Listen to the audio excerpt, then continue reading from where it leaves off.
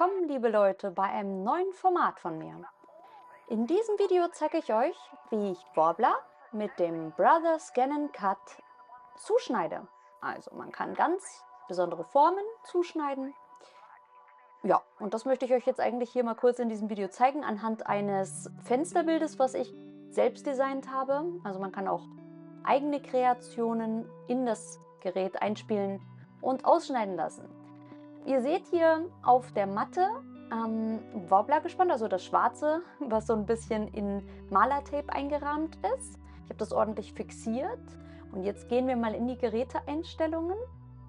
Und da seht ihr, gibt es ganz viele Möglichkeiten. Man kann auch mit einem USB-Stick einspielen. Man kann ein Blatt direkt einscannen und das als Schnittdatei nutzen. Man kann auch einfach hier weiter im System schauen, viele Möglichkeiten. Man kann es verbinden mit der Nähmaschine, mit der Stickmaschine und so weiter.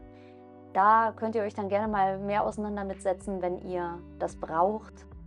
Also, ich bin da auf jeden Fall gerade in dem Modus, wo man Daten abrufen kann, wenn man die vom Computer zum Beispiel rübergeschickt hat. Die landen dann hier in diesem Speicherordner. Da habe ich auch schon die Datei, wie ihr seht. Und auf der Datei habe ich jetzt einige Skizzen gemacht, mit Photoshop quasi vorgezeichnet und dann reingespielt. Da brauchen wir jetzt aber nicht alle von, darum gehe ich in den Bearbeiten-Modus und wähle mir die aus, die ich jetzt erstmal löschen möchte. Sprich, genau, ich klicke die an. So. Und so lösche ich die jetzt erstmal einzeln, weil ich möchte eigentlich nur ein Motiv erstmal zuschneiden. Ihr könnt natürlich mehrere Motive in eine Datei laden und dann einfach das wegmachen, weglöschen, das ihr gerade nicht braucht.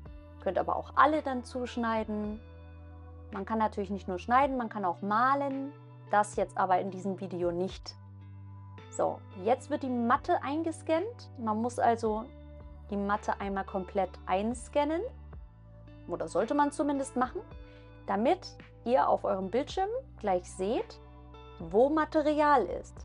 Weil es kann ja sein, dass das Material, was ihr auf dem Bogen habt, viel kleiner ist als jetzt eine DIN A4-Seite zum Beispiel.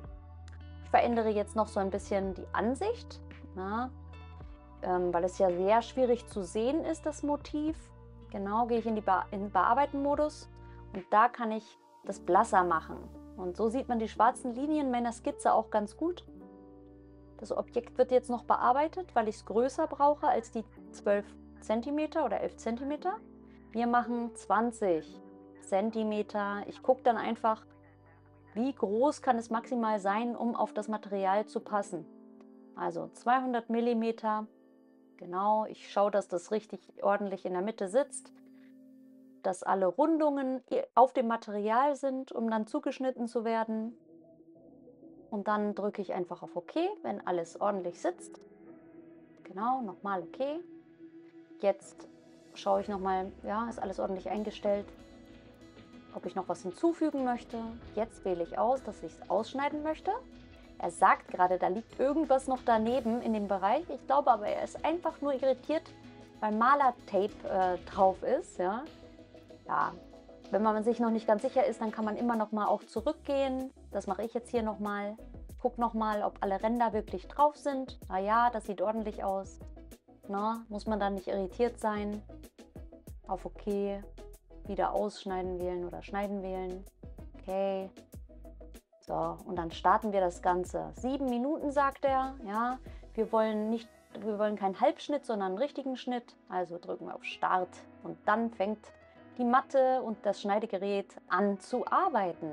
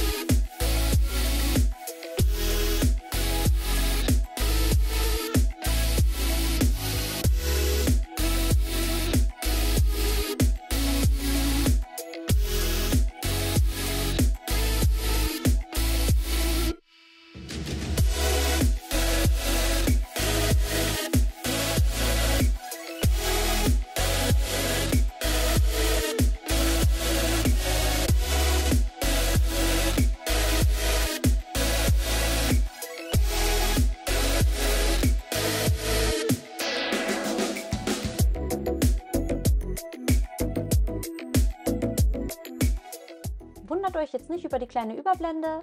Das Warblers Black Art war jetzt fertig geschnitten und ich spanne einen Warblers Transpa-Art Bogen ein. Den habe ich auch ordentlich mit Malertape fixiert, weil umso dicker und flexibler das Material quasi ist, umso besser sollte man es ein bisschen noch festkleben. Ja? So, jetzt möchte ich eigentlich nur einen Kreis ausschneiden, weil ich mache ein Fensterbild und möchte einen transparenten Hintergrund noch haben zu dem Motiv. Genau, und im Grunde könntet ihr auch unter Muster einen Kreis ausschneiden. Ich habe jetzt allerdings bei meinen Vorlagen einen ausgewählt schon. Ich lösche also hier jetzt die anderen Motive weg und da seht ihr auch schon, habe ich einfach einen Kreis mehr oder minder. Das könnt ihr aber machen, wie ihr möchtet. Ich lösche jetzt hier einfach die anderen Motive, wie gesagt, weg und dann bleibt nur noch übrig dieses eine Motiv. Ja, den möchte ich ja noch bearbeiten. Genau, den möchte ich dann auch auf 20 cm bringen. So. Und natürlich müssen wir gleich die Matte wieder neu einscannen und wir werden wenigstens sehen, wo das Malertape angebracht ist. Leider auf dem Bildschirm jetzt nicht ganz so klar wie für mich auf dem kleinen Scan-and-Cut-Bildschirm. Ja. Also erstmal wird die Matte eingescannt, ganz locker, leicht einmal durchgezogen. So.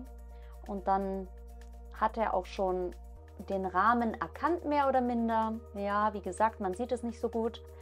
Aber den Kreis werde ich jetzt wieder genauso platzieren, dass er halt im Material drinnen ist, damit wir keine abgeschnittene Kante haben irgendwo.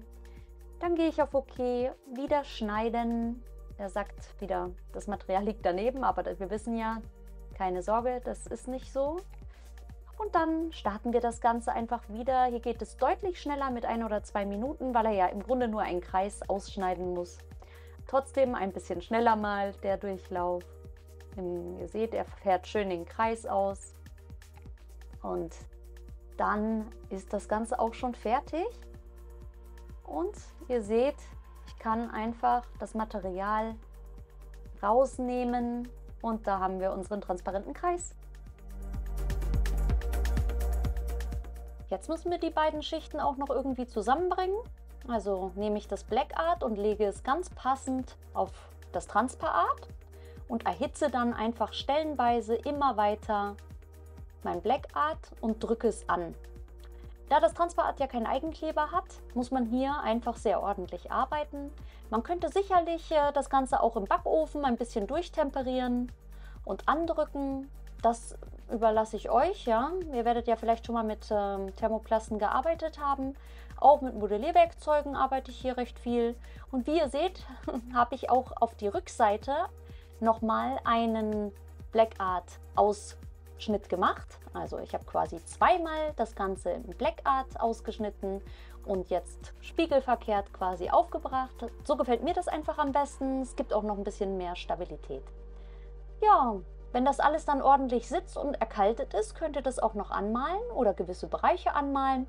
Ich nehme ja, wie gesagt, immer gerne die Pebeo Vitrail, ich weiß gar nicht, ob ich das richtig ausspreche, aber die Glasfarben von Pebeo, die sind nämlich schön dicht durchlässig und wenn ihr es dann irgendwie ins Fenster stellt oder hängt, dann kann man noch guten Lichteinfall haben oder wenn die Sonne durchscheint, dann hat man schönes Farbspiel auf dem Boden oder wo auch immer es dann hinleuchtet, ja. Genau, ihr könnt auch, wie gesagt, Teilbereiche anmalen. So mache ich das jetzt. Einfach die Bereiche, die ich besonders betonen möchte, mache ich schön. Und am Ende, das werdet ihr dann auf dem Foto sehen, bringe ich noch eine Regenbogenfolie an, die das Ganze dann noch mal ein bisschen betont.